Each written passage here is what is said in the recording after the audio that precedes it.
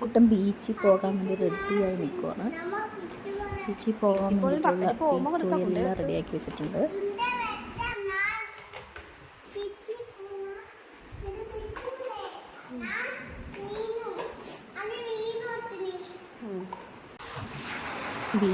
ബീച്ചിലൂടെ നടക്കാനൊന്നും നല്ല രസമാണ്. അപ്പം ഇഷ്ടമായിരുന്നു. അവൻ്റെ കാലിൻ്റെ പാടിങ്ങനെ വരുമ്പോൾ അവനത് നോക്കി കുറേ നേരം നടക്കുകയൊക്കെ ചെയ്തിരുന്നു.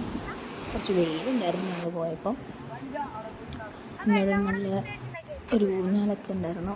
ഒരുപാട് തിരക്കില്ലാത്തതുകൊണ്ട്, കാരണം ആകെ 2 ഊഞ്ഞാലേ ഉള്ളൂ. ഒരുപാട് തിരക്കില്ലാത്തതുകൊണ്ട് അതൊക്കെ എൻജോയ് ചെയ്യാൻ പറ്റി.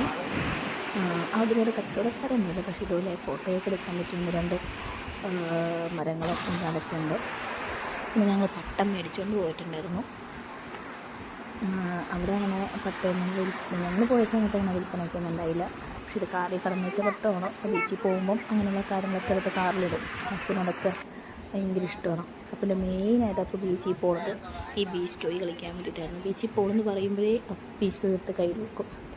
മെയിനായിട്ട് അവൻ പോകുന്നത് ഇത് കളിക്കാൻ വേണ്ടിയിട്ടാണ്. ഒരുപാട് പേരെ സ്പെൻഡ് ചെയ്യുന്നതും അവന് ഈ ബീച്ച് ടോയ് കളിക്കാൻ വേണ്ടിയിട്ടാണ്.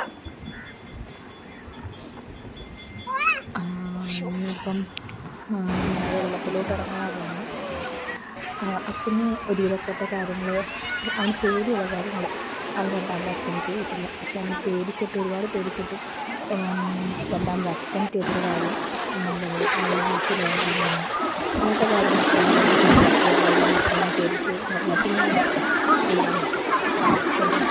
വെള്ളത്തിലൊക്കെ മുങ്ങിപ്പോയിട്ടും അവൻ കുറച്ച് പേടിച്ചിട്ടും 2 മിനിറ്റ് കഴിയുമ്പം അതൊക്കെ ചെയ്തിട്ടുണ്ട്.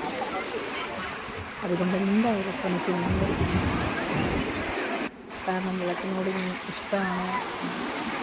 വെള്ളത്തിലിറങ്ങുമ്പോൾ നമ്മൾ അപ്പിറങ്ങണം. അതുകൊണ്ടാണ് 2 വയസ്സാകുമ്പോൾ നമുക്ക് സ്വിമ്മിങ് പഠിപ്പിക്കണം എന്നാണ് വിചാരിച്ചിരിക്കുന്നത്.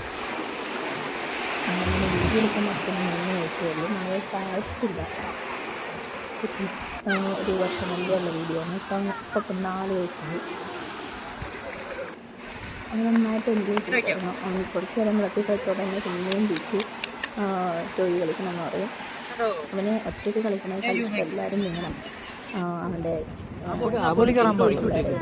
എല്ലാം കൊണ്ടുകൊണ്ടാണ് കുറച്ചും കൂടി ഇത് ചെയ്യാൻ പറ്റുന്നത്. അങ്ങനെ ഏകദേശം ഞങ്ങളുടെ എല്ലാ പരിപാടിയൊക്കെ കഴിഞ്ഞ് കുറച്ച് സ്റ്റിൽസൊക്കെ എടുത്തു. ഞങ്ങൾ നേരെ വീട്ടിലേക്ക് വന്നു.